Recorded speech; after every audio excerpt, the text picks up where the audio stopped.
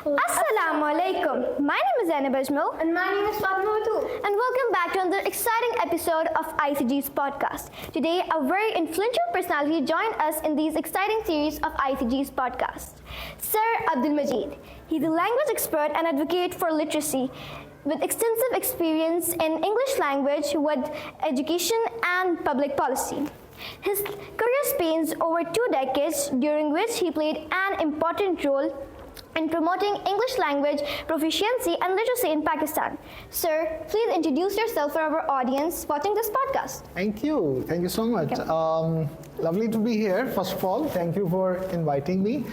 Of course, my career started as a teacher. And I taught English for a long time. That was the start of my career. After teaching for a long time, I moved on to other administrative roles, and for a long time I worked with the US Embassy as their English program manager, and right now I'm working as an administrator at a regulatory authority where we actually regulate the private schools in Islamabad, Pakistan. Thank you. Language is an important tool for communication, and all languages have their own importance. But English is an international language and we have to practice it.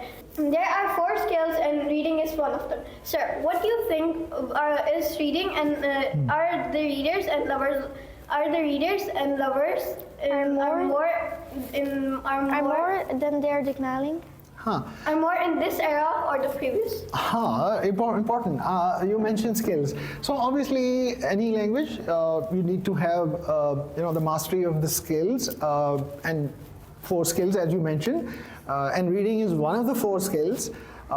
Very important, because how we define these skills is basically into two groups, and we call them, the productive skills, where we are communicating or expressing. That those 2 productive skills are speaking and writing, where we are producing something or sending out a message. And then there are 2 receptive skills. Receptive skills are where we receive information, and we receive information in 2 modes mostly. And one is the listening part, where we listen in and we receive messages in audio, like somebody is speaking and we are listening. And the second receptive skill is the reading skill, where we are actually receiving a message through writing. So the reading is one of the 2 receptive skills, where we are actually receiving a message. To be fair, in our normal life, when a child comes into this world, so a child is learning a language in a natural way, which is what we call acquisition of language.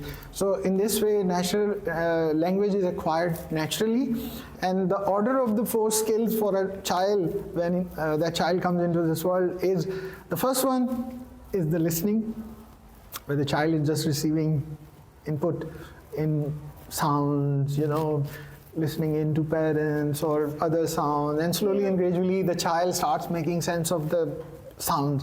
So listening is the first skill, and pehla to ho gaya na listening. Child listens in.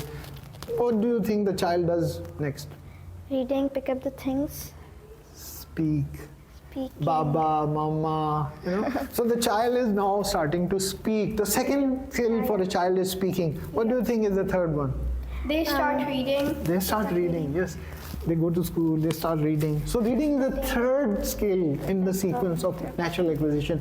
And what do you think is the 4th one? Confidence and writing.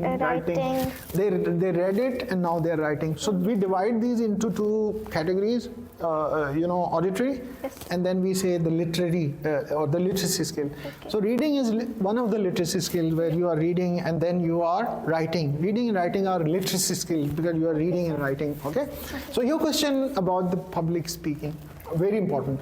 Very important, because you have to communicate, you have to talk, and you have to speak, you have to express your message, you have to talk to your parents, family in the beginning, and then you go to school, you start speaking in your class, and then as you grow up, then you do other things in life. So in order to be a successful human being, you have to be a good speaker. because you're able to send your message across, you can get a lot of things done in your life, you know. sir. So in order to be a successful professional, successful career person, in your job, in your life in general, you have to be a good speaker. Yep. And if you're able to speak to one or two people, that is perfect. But if you're able to speak to like a lot of people, and then you're able to speak to groups of people, that's more powerful. So this is where the public speaking comes in. And if you're able to convince a group of people about whatever is on your mind, that helps. So you see, so whatever you want to get done in your life, you have to be a good speaker.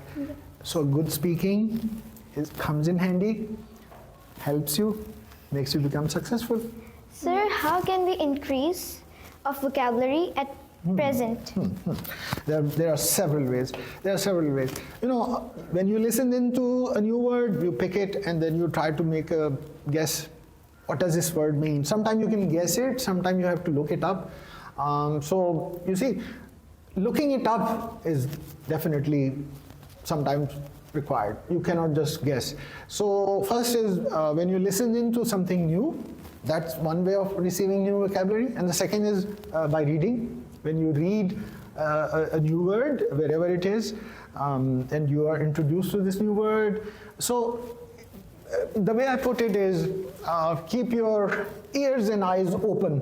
Like, you know, eyes open for reading, ears open for listening. And if you are a good, active person who is keeping eyes and ears open, your vocabulary is going to improve.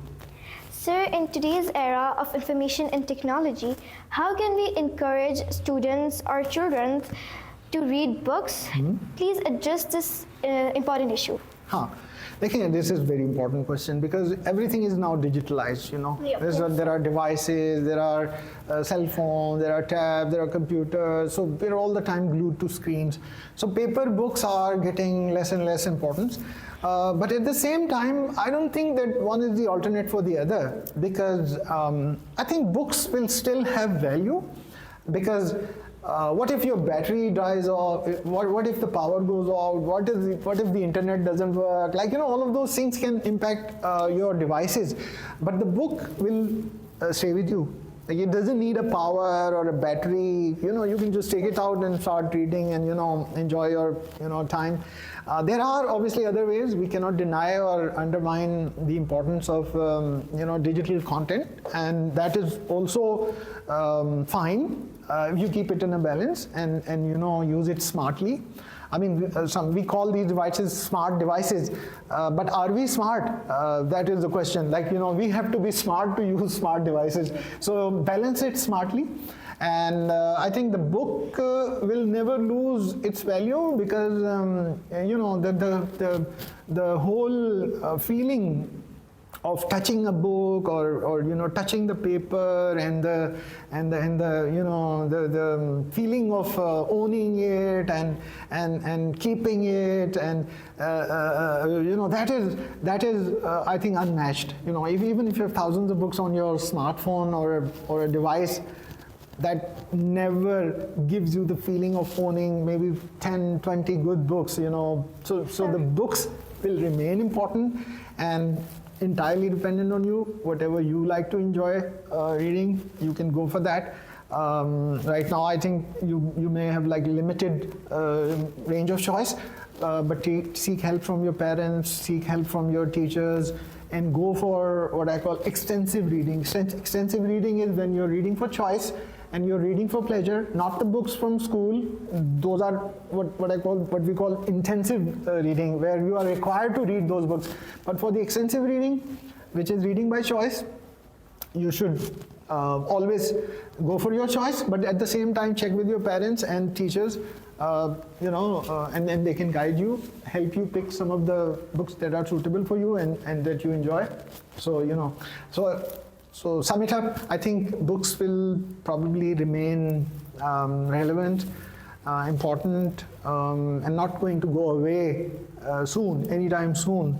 Owning a book is a fantastic feeling, and I think on average in US, one household has around 200 books.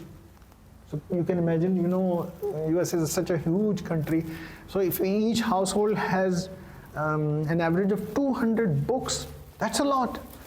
So you see, do we have that many books in our homes? Not that much.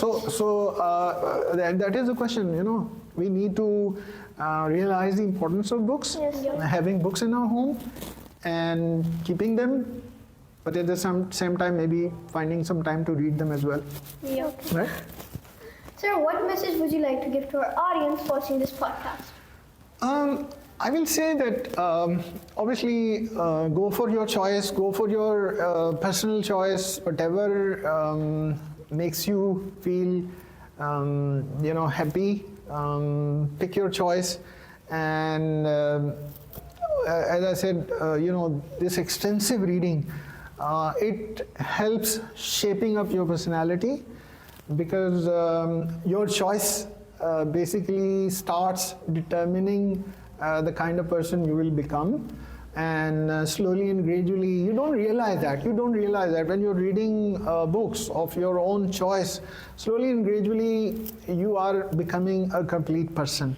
So I will say that start taking the first small steps. Maybe start with short small stories and then go for other bigger books, but definitely find time for your personal enjoyment. Finding good books, maybe your parents or your teachers can help you with that, because books are now, they have a price, and you have to, they cost money. But I'm sure that you have supportive school. I was absolutely happy to meet your principal, and I was impressed to find out that you have a good library, and the students are encouraged to go for this pleasure reading as well, not just for the course books only. So you are at a fantastic place. I must congratulate you. I mean, this institution is very impressive. So take advantage of that. Take advantage of the support from your school, your teachers, and also take that support to your home. And maybe borrow some books from school and take those books home and read them, enjoy them, find pleasure, and at the same time try to understand their meaning, so that you become a good person. As I said, books help you shape your personality. Yes, sir. So start working on shaping your personality now. Yes, sir. This is what I will say. Thank you so much, sir, for your precious time with us and being here. This was all for today's episode. Stay tuned for such exciting content, And do subscribe our YouTube channel. Allah Hafiz.